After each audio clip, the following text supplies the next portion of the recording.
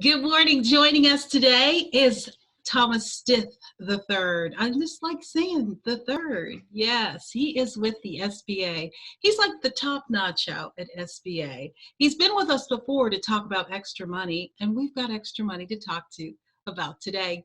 Good morning. Good morning, Francine. How are you today? I am good. You have got a lot more money going on coming out of a vote and people agreeing that small businesses need more money.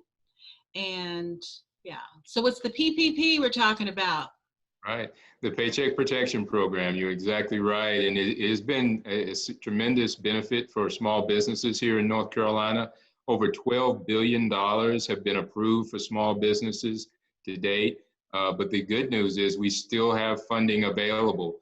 There's over $100 billion, and that's a national pool of funds that is available for small businesses and nonprofits to apply for a Paycheck Protection Program loan. So the deadline to have your application approved by is June the 30th. So it's very important, and we're just encouraging small businesses to talk with their lenders to see if they have not received one, if this might be of interest. Okay, so break this down for us. We're a small business. We have to have a relationship with a bank, credit cards with a bank, correct? You don't have to. There are some banks, and in particular during the first round of funding, that require that, but SBA does not require you to have an existing relationship. So we also have a listing of banks and lending institutions and fintech like your PayPal and Intuit that are also participating on our North Carolina district website. So you don't have to have a existing relationship. It's certainly helpful, but that's not required. But you do have to use a lending institution. This loan is between you and a financial institution. SBA then guarantees the loan. Got it. You got, that's your middle name. SBA is guaranteed. It's been that way since conception. You guarantee loans. Exactly. You make sure that America grows with small businesses, and I think we got a rude awakening. No, we probably already knew that small businesses were pulling up the economy anyway. Oh, certainly. Here in North Carolina, we have over 900,000 small businesses. They employ 1.7 million people across the state. So, the small business community is a key part of our economy. And he's the key point this morning. He is the key man. And I want to make sure that I get your title right because you are the district director. Correct. So how many pockets of people do you govern? Can I say that word, govern? You can. I call them my teammates. Our district office is located in Charlotte, North Carolina, but we have offices across the state in Asheville, Raleigh, and Wilmington. We also have strong resource partners across North Carolina, small business and technology development centers. They're located at our university campuses, although we're all operating virtually now. We have 4 women business centers, Asheville, Charlotte, Raleigh-Durham area, and Fayetteville, and also a veterans business center in Fayetteville that works with our veterans. So not only do you have SBA offices across the state, you have our strong resource partners as well, and they can help, especially now with the amount of time remaining with the Paycheck Protection Program. They're available to provide technical assistance to help small businesses and nonprofits prepare themselves or to identify lenders as well and work through the application process. So we are fully engaged in North Carolina and our mission has always been to help start, grow, and expand small businesses. And in those cases, when there's a disaster, as we're facing now, to help businesses recover. Yeah. We can go right now to SBA, SBA.gov/PPP. It'll give us all the answers. But I'm wondering, can we make this deadline of June the 30th? Yeah. We can do this. We can do it, but we need to do it quickly. You need to identify a lender that is still accepting applications.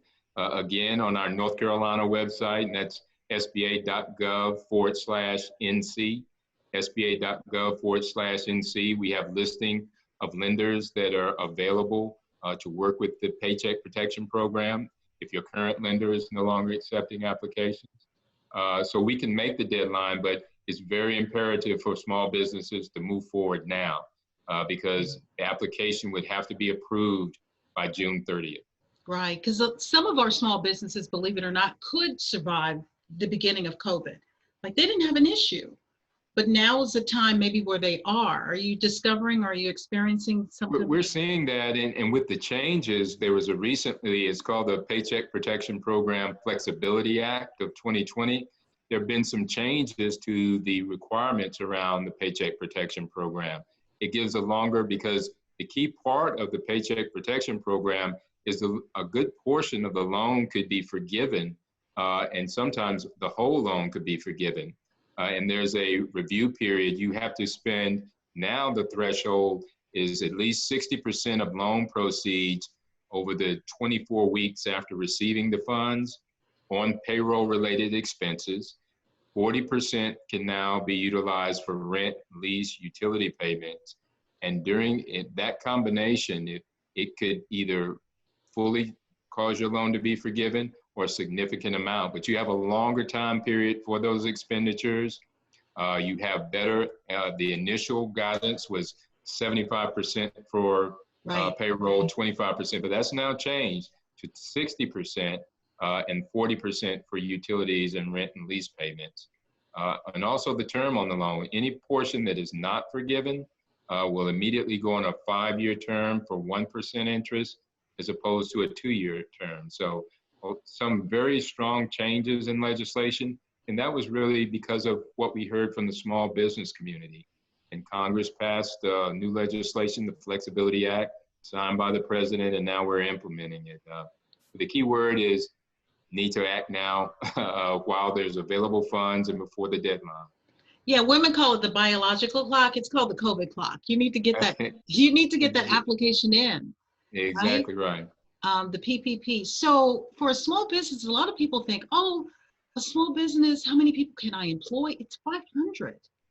Well, it's under 5. Typically, the guideline is under 500 employees, but the PPP is also available for sole proprietors. So it could be an individual with a consulting company or a small, mom and pop business on the corner with 3 to 4.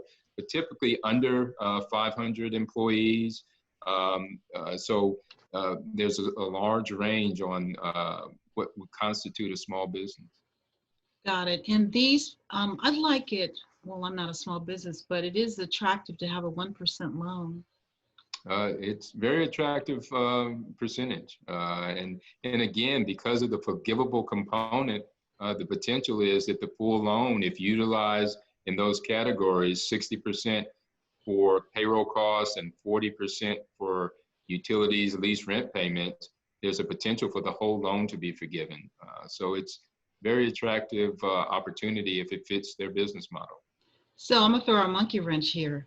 Okay. So many of us did start businesses in 2020, January 2020. 2020 was gonna be our year, and it's not over yet. Yes, it still yes. can be our year. And so we started these businesses, we got our EIN number, we thought we'd signed our, dotted our I's and crossed our T's. But what about the folks who started businesses in March? Right. Are they part of this forgiveness situation? Yeah, they would have to have started, and I believe the exact date it was in February. So those that just started in March would probably not be eligible, but it was in February was the time frame that you would have to literally be in business. Okay. Do you think that you will, I know this is our second round, sort of kind of like, because we had the first round. Correct. Do you think we'll have a third round? There is the potential. Now, whether it's a Paycheck Protection Program or another initiative, right now Congress and SBA and the Treasury is reviewing how have these 2 tranches of funds, how have they been effective? It's around, $660 billion that has been allocated toward this, or a little over. And so there is discussion on what's next because of the tremendous impact of this COVID pandemic. And so there's discussions on what would be the next right step moving forward. So there's still discussion around that. Well, hopefully it's stages that we go through because their situation is different. So I'm glad that you guys have an open ear and an open heart when it comes to business, small businesses. If you're just now tuning in, yes, that's our district director. It is Thomas Stith the third. The third, I have to say, the third. We can go right now to SBA.gov/PPP. Anything else you can share with us? You have any extra No, money? I would just reemphasize that, funding is available. And as you mentioned, while there may be additional financial support initiatives in the future, we know we have the Paycheck Protection Program now. We know there's funding available while we're toward the end of the time period to apply. There's still availability of funding and time to apply. So I would just encourage businesses to do that. Utilize SBA, the lending community, and our resource partners to assist you during the process.